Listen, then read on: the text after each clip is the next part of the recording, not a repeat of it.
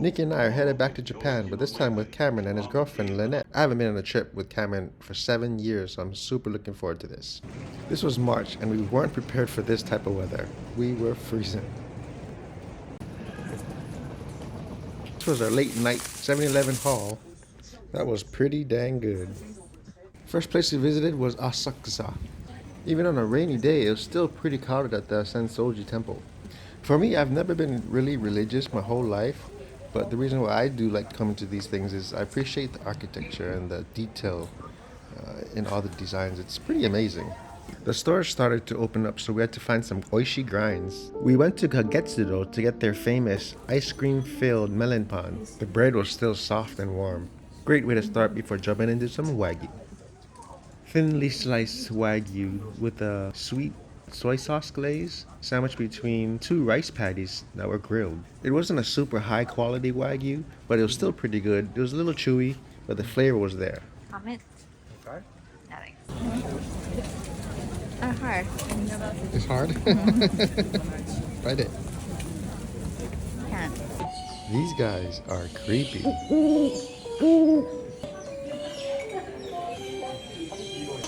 We just so happened upon this pet cafe while walking around Asakusa. But we all love animals, so we decided to check it out. They're all sticking their hands up. Where are you going, buddy? Once we ran out of food, he was gone. Oh my gosh.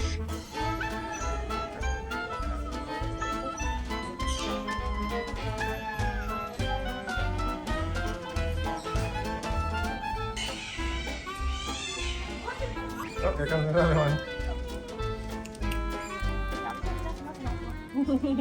Slow pokes couldn't keep up with me.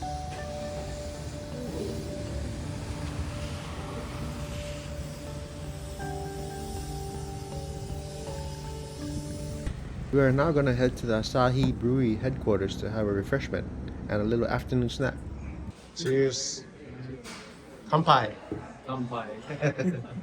We're on the top level of this skyrise that overlooks the Sumida River and most of Asakusa. What an awesome place to have a beer with the family. This was our dinner that we took home from the Shinagawa train station back to the hotel. Negitoro, a tray of oysters, some karaage chicken, and some rice balls for Nikki. It was pretty amazing. I could legit live out of the train station. There were so many options for food there. We saw this really interesting coffee extractor after we ordered our coffee already, so we didn't get a chance to try it, but maybe next time. But we did make sure to get our daily dose of our fresh bakery breakfast. I don't know how they stay so skinny in Japan. Now that we're filled up, we're heading to Tokyo Station to check out the famous Tokyo Ramen Street, where there's 8 different ramen places to check out. We made a pit stop at this fancy Starbucks with a big fountain in the middle. Unfortunately, the fountain wasn't on. On the way to Tokyo Station, we made one more stop at the Kite Marunouchi building. There's a bunch of shopping stores and eateries in this building, but that's not why we were here. We were here for the Kite Garden Views. It overlooks all of Tokyo Station. It's like a little ant colony where you can watch all the people doing their thing. You can see multiple train tracks with all the trains coming and going, and also the Shinkansen there in the back. Just a little fun fact about Tokyo Station. Above ground there's 20 train tracks. Underground there's an extensive facility for the subway lines. And also there's 150 stores and restaurants underground. And of course the popular Tokyo Ramen Street. And that's where we're going. There are 8 different ramen stores there. And we ended up going with Roku Rensha, which is a dipping ramen. A first for both of us. Niboshi specializes in a thick chicken and sardine broth. Soran Noiro specializes in shoyu ramen. Senman Hirugao specializes in a light, delicate salt broth. Or Shikijun specializes in a rich and creamy pork broth. Haramichien specializes in miso ramen. Tokyo Eki Ikaruga specializes in seafood tonkatsu ramen. Kakushinka specializes in EK ramen.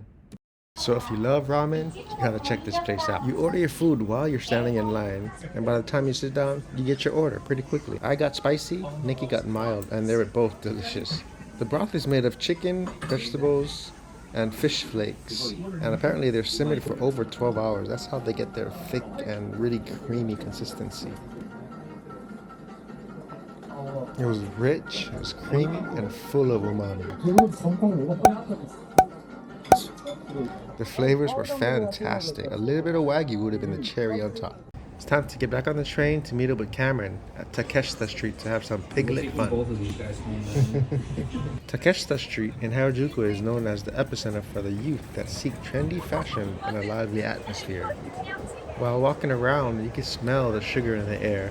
Hordes of teenagers running around, crepe stores in every corner giving them their sugar high. But we weren't there for that. We were there for my pig. All the big pigs. I got both pigs. Pig whisperer. They're both Using all sleeping. your tricks now. You're secret around the farm with pigs. Just, we're taking both of these guys home. Taking both. I have names ready for them. We'll give Ollie a play date. Yeah, I'll be with my friends.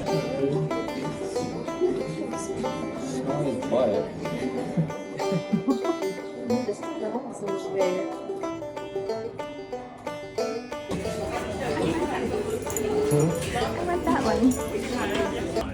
After saying goodbye to the piggies, we found this amazing Wagyu place for dinner. This turned out to be my all-time favorite meal. Pick up a tiny little snack for the ride home back to the hotel to fuel us for the next day to find more food. Oyasumi nasai.